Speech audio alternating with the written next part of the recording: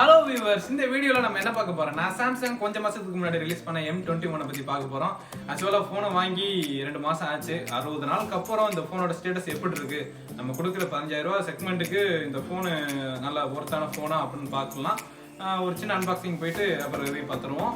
அதுக்கு முன்னாடி நம்ம சேனலை சப்ஸ்கிரைப் பண்ணலாம், சப்ஸ்கிரைப் பண்ணிருங்க. அப்படியே இந்த தம்ஸ் அப் பட்டனை அமைங்க. வாங்க வீடியோக்குள்ள போலாம்.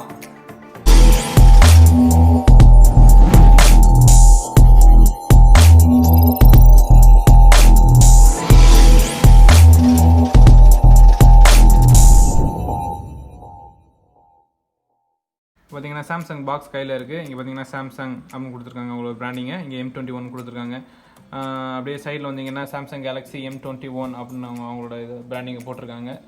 அப்படியே இந்த வந்தீங்கன்னா நம்ம வாங்கினோட ஃபோனோட வேரியண்ட் வந்து RAM 4GB 64GB ஸ்டோரேஜ். வேறு முடி ஒன்றும் இல்லை. பாக்ஸ்குள்ளே போவோம். பார்த்தீங்கன்னா 3 புக்லெட் கொடுத்துருக்காங்க. என்ன புக்னா வாரண்டி கார்டு, அப்புறம் குயிக் ஸ்டார்ட் கைடு, அப்புறம் ரிஜினல் லாக் கைடு, இந்த 3 கொடுத்துருக்காங்க. இது இங்கே வச்சுருவோம். அப்புறம் ஃபோனு வருவோம். ஃபோனு நல்லா வெயிட்டாக இருக்குது தூக்கி பார்க்குறதுக்கு.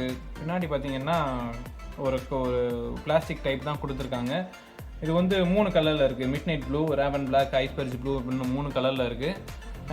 இதே சேம் தான். இதுக்கு முன்னாடி ரிலீஸ் பண்ண M20 பார்த்திங்கன்னா இதே டிசைனே, இதே கேமரா மாடல் தான் கொடுத்துருந்தாங்க. இந்த same rectangular pumping model camera இதே ஒரு இதாக இருந்துச்சு. ஃபோனை பற்றி சொல்ல ஒன்றும் இல்லை, அடுத்து போயிடுவோம். அப்புறம் சார்ஜரும் வந்தீங்கன்னா இங்கே ஒரு 15 வாட்க்கான சார்ஜர். இது ஓகே, பரவாயில்ல இந்த சார்ஜரை பற்றி சொல்லும்போது. அப்புறம் ஒரு டைப் சி கேபிள் கொடுத்துருக்காங்க. அன்பாக்ஸை பொறுத்த வரைக்கும் அவ்வளோதான்.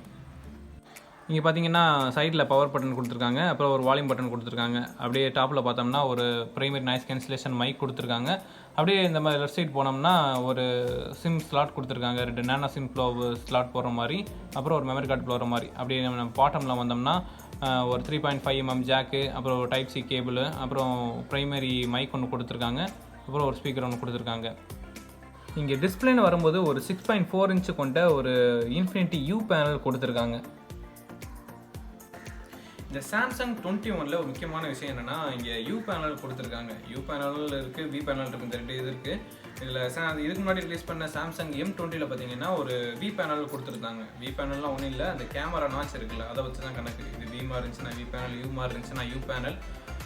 இதுக்கு ஒரு பெரிய டிஃப்ரென்ஸ் இல்லை. ஆனால் இதுக்கு முன்னாடி ரிலீஸ் பண்ண சாம்சங் M20ல் வெறும் LCD டிஸ்பிளே தான் கொடுத்துருந்தாங்க. ஆனால் இந்த M21க்கு ஒரு மேஜர் அப்கிரேட்னு சொல்லலாம்.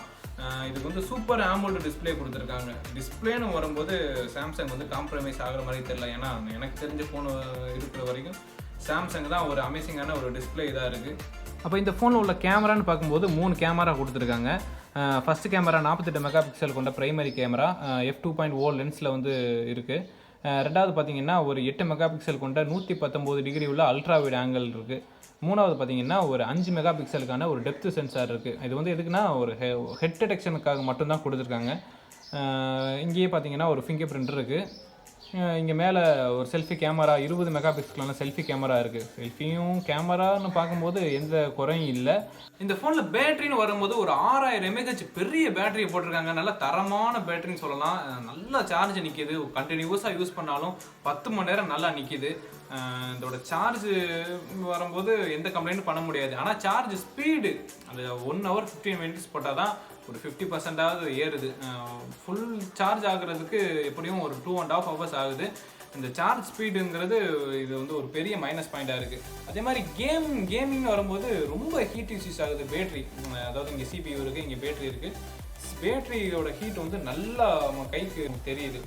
ரொம்ப ஹீட் யூஸ் ஆகுது. இது ஒரு பெரிய டிஸ்அட்வான்டேஜ். ஃபோனோட ப்ராசஸர்னு பார்த்தீங்கன்னா எக்ஸினோஸோட 9611 ப்ராசஸர் கொடுத்துருக்காங்க.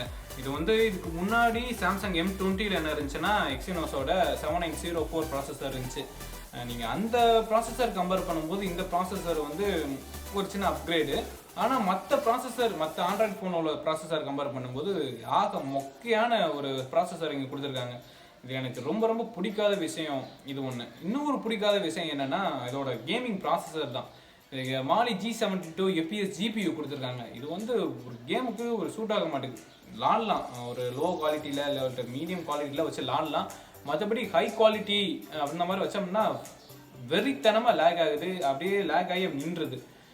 இது ஒரு பெரிய டிஸ்அட்வான்டேஜ் சொல்லலாம். இந்த ஃபோன் யாருக்கு முதல்ல ஒரு யூஸ்ன்னு சொன்னால், எனக்கு கேம் ப்ரையாரிட்டி முக்கியம் இல்லை, எனக்கு கேம் விளையாடுறது அவசியம் இல்லை, எனக்கு நாள் ஃபுல்லாக சார்ஜ் தாங்கணும், நல்லா இருக்கணும் அப்படின்னு சொல்கிறவங்களுக்கு இந்த ஃபோனை வந்து ஒரு செம்மையான ஃபோனு. எனக்கு கண்டினியூஸாக கேம் விளாண்டு அந்த மாதிரி பண்ணாலும் ஒரு 10 மணி நேரம் நிற்கிது.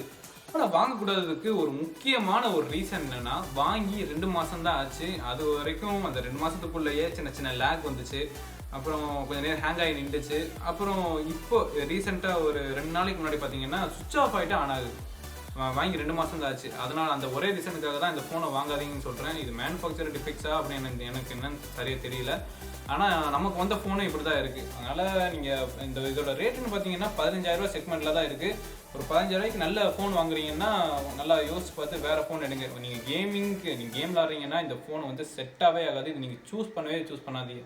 அவ்வளோதான் ஃப்ரெண்ட்ஸ், இன்னைக்குள்ள வீடியோ. இந்த வீடியோ உங்களுக்கு யூஸ்ஃபுல்லாக இருக்கும்னு நினைக்கிறேன்.